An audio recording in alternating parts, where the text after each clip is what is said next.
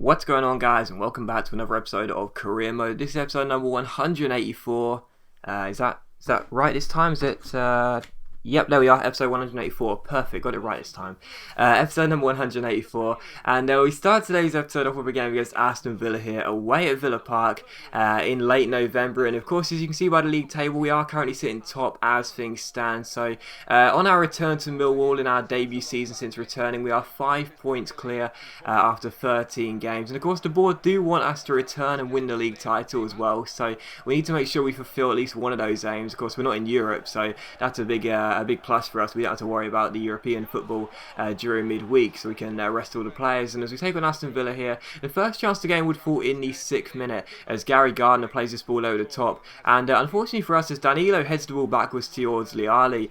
Well, I was a bit annoyed because Liali's been a great signing for us for such a cut price figure. He only costs us a few £1 plus Velfuisen, but I've got to be honest here, he hasn't really done too much wrong since coming in, but I was a bit annoyed that he didn't go ahead and clear that ball away, because even if he thinks he's outside the area, even if he thinks he's not going to be able to sort of bend down and sort of catch the ball towards his midriff there, he can at least kick the ball out for a throw-in, you know, but instead he leaves the ball, and I think it was Burke at the far post. It was a wonderful finish, no doubt about it, from such a tight angle, but even so, I was really annoyed, because I really think Liali should have done better there, but still, Villa 1, Millwall 0, but straight from kick-off we go down the left-hand side, Carrasco pulling out a few step-overs, and wins a corner here off of Deeney, swings it across towards the centre, he's looking for Eric Dier, who wins the header, but unfortunately it takes a deflection off Deeney, and once again we win another corner here, and once again it's the same execution, Carrasco towards Dier. This time his header goes past the man on the line and goes into the back of the net, so pretty much straight from conceding a bit of a frustrating goal, we do go ahead and get an equaliser there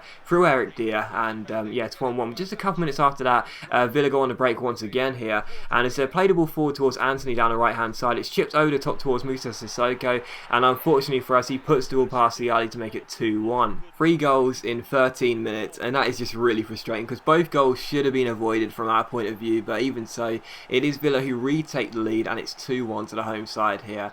And in the 32nd minute here, they're looking for a third goal. Robinson gets on the ball for them. He eventually plays it backwards towards Gary Gardner at the heart of everything for Villa in this game. He finds Burke. Burke finds Robinson. Wonderful build-up, but thankfully for us, Liali makes a great save, and we hook the ball away, and it's still 2-1. But from that, Luke Shaw gives the ball away towards Anthony there. I don't know what I was trying to do. Eventually plays the ball over the top towards Burke, who comes forward, but he loops the ball over Liali, but also over the bar. So I have to say, Villa, who are actually quite a good team on career mode, were playing really well in this game, and they were in control, to be honest. They had a lot of chances, and they could have made it 3-1 here in the 42nd minute. Robinson finds his man who shoots, but Liali makes a good save and keeps the score at 2-1. So Villa really were the better team in the first half. That's why they were in the lead coming into the second half. And in the second half, just past the hour mark, you see John Johannesson go down the right hand side, takes on Luna here. A couple of nice skill moves, gets past his man, keeps on going.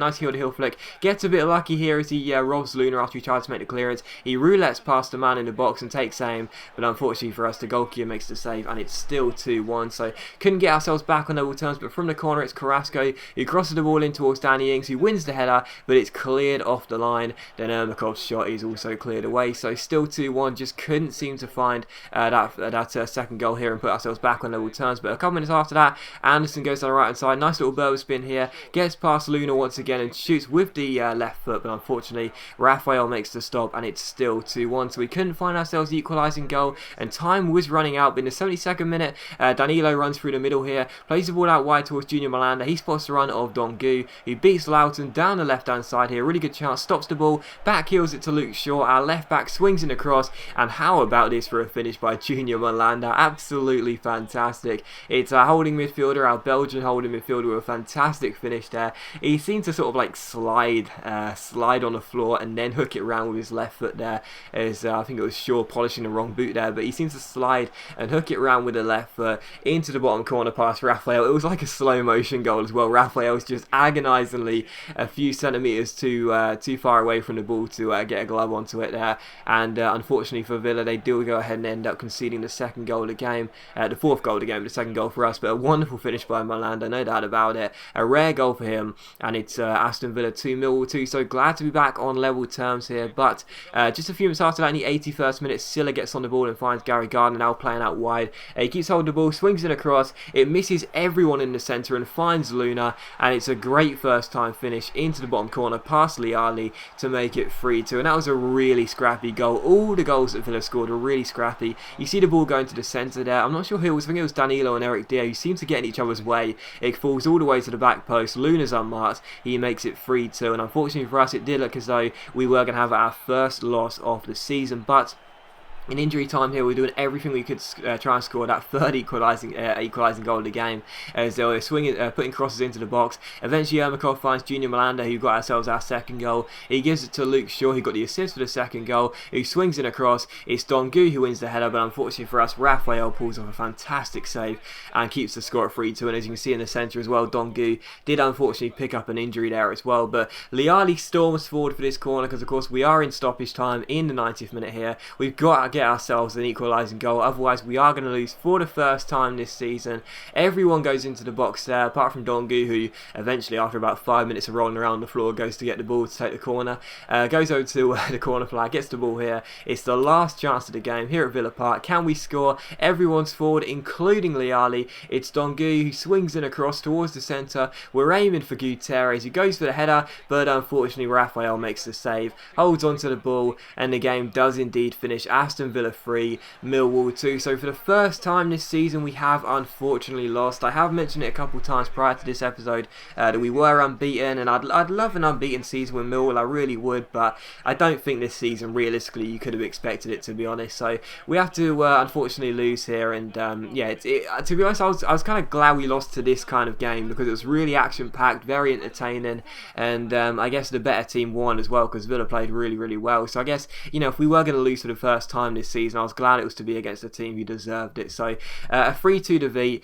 very unfortunate, but we do lose the game, and it is our first one this season. And you know, everything ends eventually. You know, you can't always keep it up for as long as possible, and eventually things will tail away, and you will falter a little bit as the season goes on. In an unbeaten season, I found it's very rare and very hard to get an unbeaten season. So 13 games, and I still think that's quite a good achievement for us. You know, back at the Den for the first time since leaving all those seasons ago. But anyway, we take on Spurs for the following game here, and of course Spurs are the side that we left to join Millwall from. Spurs are our last side we managed in this career mode. We take them on here, and the first chance of the game would fall in the 8th minute as the former Spurs man Gutierrez goes for the header. It gets cleared away only as far as Ermakov, and the Russian curls the ball towards the top corner, but it goes wide of Courtois' post, and it's still 0-0. But a few minutes after that, Spurs come down the right hand side with Bone, I'm not sure how you pronounce that, but it must be a new signing by Spurs there. Eventually Chalobah rolls it through towards Gareth Bale, but Bale puts the ball wide, and it's still 0-0. Bale, of course, one of the most expensive purchases during this career mode, made by me last season, but still 0-0. But Bale gets on the ball here again, checks the ball out wide towards Julian Draxler, who shoots, but Liali for us makes a very good save and keeps the score at 0-0. So both sides attacking quite early on and trying to get ourselves the first goal of the game. And as we get the ball away here, Bale comes forward, but Eric Dier makes a great challenge, blocks the shot, and it goes over the bar for a corner. So still 0-0. But in the 36th minute, a good chance for us here. Ermakov finds Kelvin. Kelvin gets past Sumara here down the right hand side. Nice little burb spin. We shoot, but unfortunately it's another good stop by Courtois. Currently the best goalkeeper in the world in this game, and the Belgian keeper makes a good stop there. So still 0-0, but from the corner, Carrasco crossed the ball in towards Leao Gutierrez, but unfortunately he couldn't score against his former club, and it's still 0-0. So unfortunately we couldn't take the lead there. But in the 44th minute, you see Scott Triggs get on the ball. Triggsy plays the ball over the top towards Kelvin. Zeki Faraz gives the ball away. Ings slides it through towards Brian Carrasco. We shoot with Carrasco, but unfortunately Courtois makes the save, and Ings' follow-up acrobatic kick goes straight into the gloves of the Belgian keeper. So still 0-0. That's how the first half would end. In the second half, in the 63rd minute, you see Kelvin lose out here, and Gareth Bale gets on the ball. Really good chance here as he sprints past Gutierrez and dinks the ball over Liali, chips it into the back of the net, and makes it Millwall 0, Spurs 1. So Bale with a fantastic magic finish there, and he does indeed make it 1-0 to our former side. We just lost for the first time this season in our last game. I was determined not to have back-to-back defeats, but as things stood, that was exactly what was going to happen after Bale finished that chance really nicely there. But after this, you see Danny Welbeck gets subbed off for Spurs and Daniel Sturridge comes on, and also for us we brought on Dongu for Danilo. I think it was Danilo, but yeah, we bring on a change of our own as Sturridge comes on for Welbeck here. Yeah, it was Dongu coming off for Danilo, so Dongu comes on, Sturridge comes on here, but in the 81st minute it's us trying to get ourselves back on level terms. Shaw finds Junior Malanda, Shaw then rolls it through towards Dongu off the bench. What a chance here for the substitute, nice little reverse step over,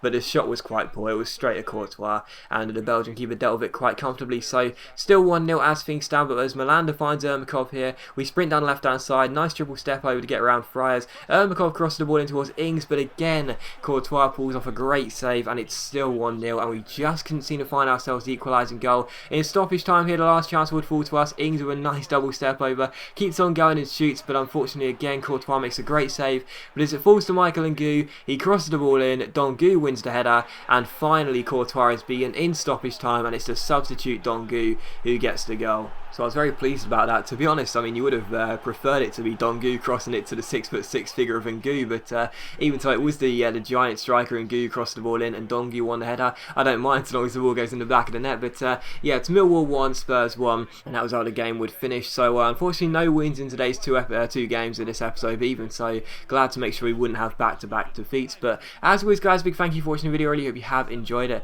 If you have enjoyed the episode, please leave a like, and I'll see you for the next episode of Career Mode very soon. I've been Jeff Stelling.